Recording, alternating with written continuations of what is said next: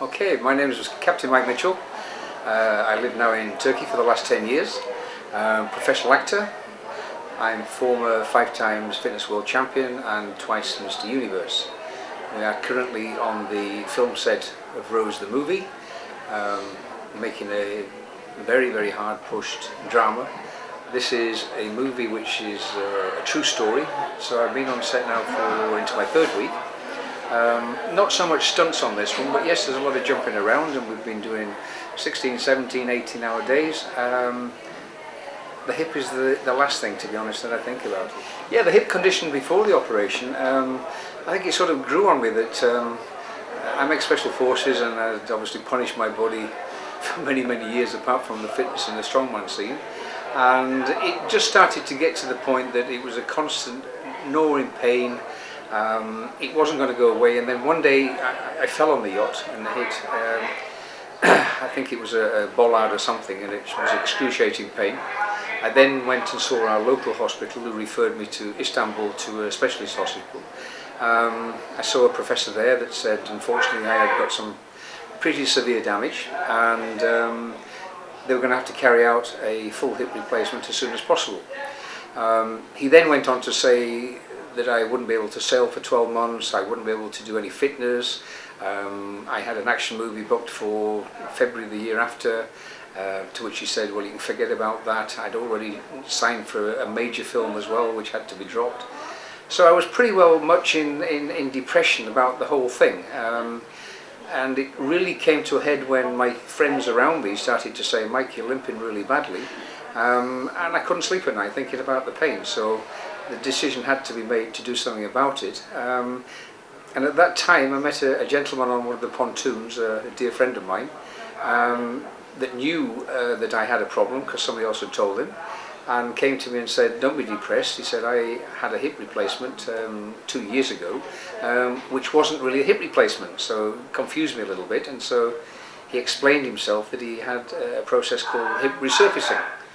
So I went back to my friend, who advised me that he'd had this hip resurfacing done in Birmingham, and he was back skiing less than 2 years later. So I realised there was a breath of fresh air and light to the end of the tunnel, and went across to Birmingham, met Derek in consultation, who looked at the x-rays and said that he was concerned because there was a lot of damage. So anyway, as it turned out, he did the operation, I got a resurfacing, and amazingly enough, about 4 days later, I really did feel so full of energy. The pain had gone completely. I expected it to be a lot worse from the pain aspect and the lack of mobility, but it was unreal. In fact, I felt a little bit of a fraud when they medevaced me back to Istanbul in a wheelchair, because at every opportunity I kept trying to stand up. So it was a little bit embarrassing when we got back to Delaware, to my hometown, where I said thank you very much for the service, and stood up and walked away.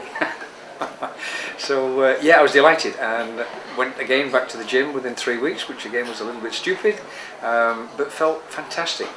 And I think 6 weeks later from that, I spoke to the gentleman that had just taken a yacht to the Caribbean and said, if you want, I'll bring it back from Gibraltar. So I flew out to Gibraltar, met the yacht, and brought it back to Turkey, which was about 1,875 miles. We hit 2 periods of very bad weather into Storm Force 10, which for those that don't understand means you get thrown around a hell of a lot, and puts a lot of stress on the whole body. Many people said you shouldn't do it, it's too weak, you won't stand up to the punishment, but I had no problem at all, absolutely none. And what I've done since that date is, to be honest, is spoken to many people and said this is the way to go. In my own eyes and my personal view, it's allowed me to get back on stage, allowed to go back to action movies within a very short space of time.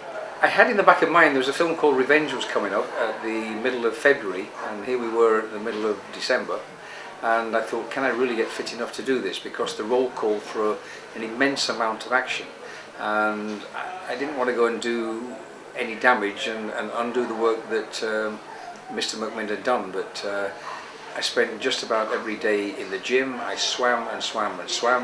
Luckily in Turkey, I mean, I've got the right environment, so I could swim in the sea most days, and I just felt really up to it. So I told the the producer and the director that yes, I would come across to the UK, which I did.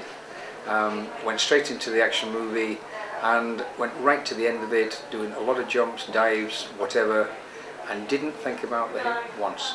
It's hard to say whether I could have done it with a total hip replacement, but everybody that I knew that had had the hip replacement said you can't do this, you can't do that, you're very restricted. And the information that I'd gained was that it suggested that yeah, I could never have done this sort of thing, most certainly not in the time frame.